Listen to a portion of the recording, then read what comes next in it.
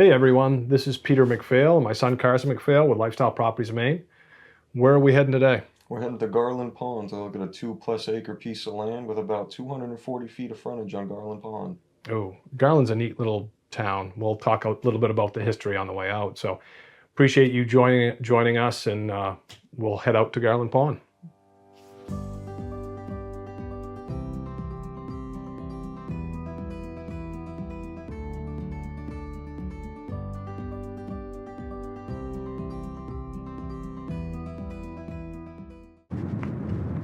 We've left our Bangor office and we're just coming by Bangor International Airport, and that's about 40 minutes to Garland Pond from Bangor International Airport.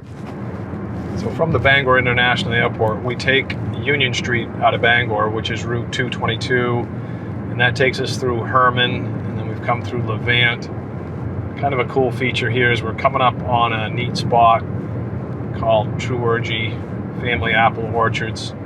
They have like a corn maze here in the fall. They have a takeout stand. I'll stop real quick, give a shot of the farm for you. So we're about 25 minutes from the lot on Garland Pond, and I just want to stop real quick and show you Truergy Orchard, family orchards here. So pick your own strawberries coming up, but then the apple orchards as well, and the corn maze in the fall is kind of cool. So let's continue out to Garland. We'll be coming up on Lakeview Drive here shortly and then down to the pond, but just wanted to share a little bit of history about the town of Garland. And Garland Pond itself is a tributary of Kenduskeag stream, and it was formed when they installed a small mill there, probably in the late 1800s, early 1900s. It was a little lumber mill here in the town, but the town was incorporated in 1811, and the population here in Garland is about 1,000 people. It was named after Joseph Garland, whose family was the first to arrive here in 1802. And then another interesting fact here, there was one well-known educator and merchant resided here by the name of Lyndon Oak. And in 1848, he founded Garland High School.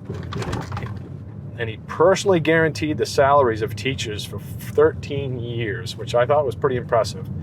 And Oak was very well known in the establishment and early management of the Maine State College, which is now, we call it the University of Maine system, and the University of Maine at Orono specifically.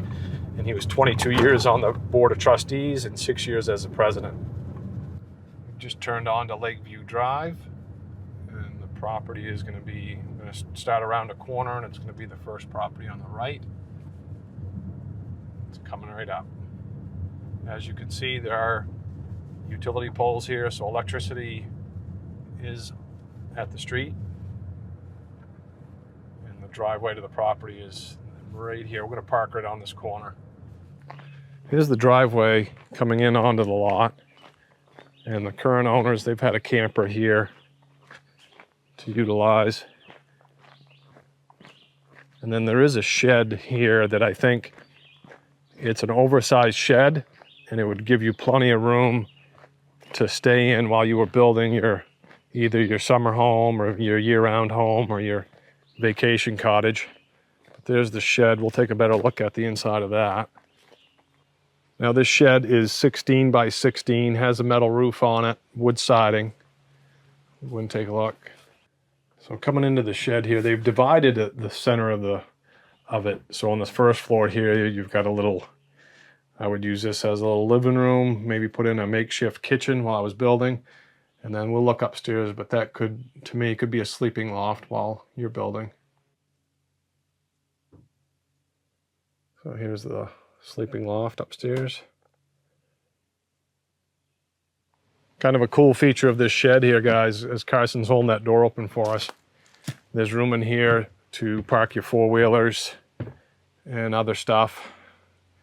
I don't know if you could fit a kayak in here or not. It'd be close, small kayak, real small one you probably could, but great storage on this side of the shed. Very pretty lot here, the 2+ acres. You've got a lot of old growth hemlock in here, and the owners have cleared it out very nicely. And you've got this nice path down to the water. And I think pretty easily you could, if you had a little trailer, small aluminum boat with a trailer on it, or probably You get a jet ski or two with a small trailer. I think you could haul that right down here to the water. There's a nice gradual slope down to the pond, and I think it would be a good opportunity just to build like something with a daylight foundation here. Would be a good opportunity to do that. As we're down by the water here, there's a little building there. They've really done a nice job keeping the lot cleaned up. Looks really good. Dock's out, perfect sunny day. And as you can see here, it does have kind of like sort of like a sandy bottom here. I'll walk out on the dock. Give you guys a better view of the pond. Got the dragonflies out here today too. So I see from here, I see a couple of docks. We've got a boat there and then a pontoon boat further up.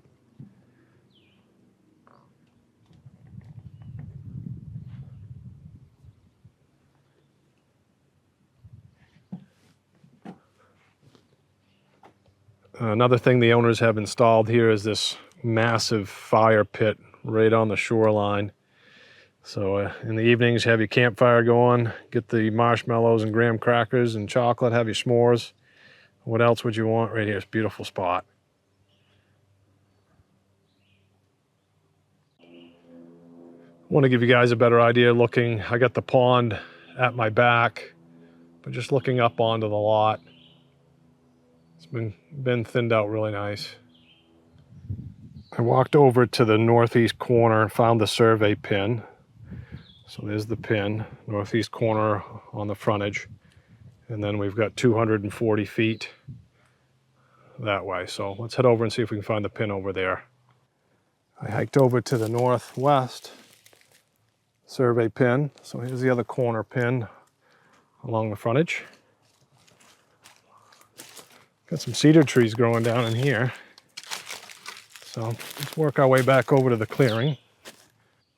So Carson, tell me a little bit about Garland, this location-wise. Well, Garland's 40 minutes away from Bangor. If you're coming from Boston, that's about 3.5 hours. For a nice day trip, you're less than or close to an hour away from Moosehead Lake. Yeah, it's probably just under an hour from Moosehead Lake. So if you're done being lazy on the pond here, floating around in your raft, Floating around, yeah. enjoying a cold beverage, take a ride over to Moosehead Lake would be easy to do.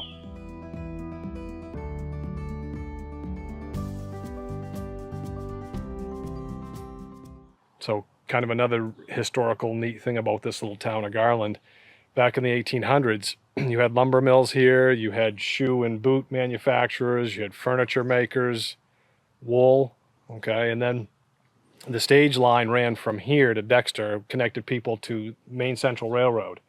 And then from Maine Central Railroad, obviously they'd get their goods down into Portland, Maine, and from there, wherever they needed to go. Yeah. And a fun fact about Maine Central Railroad, it was New England's largest railroad in the late 1800s. It had over 1,300 miles of track. Fun fact. Hey guys, just to recap, this is a 2-acre lot on Garland Pond with 240 feet of pond frontage, and the taxes here yearly is $640. $640 a year.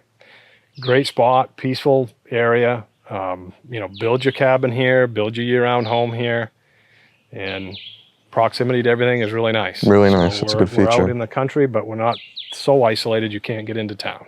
Yeah. Asking price here is $100,000. Don't forget to like, subscribe, and click the notification bell. This has been Peter and Carson McPhail with Lifestyle Properties in Maine. We'll see you again real soon.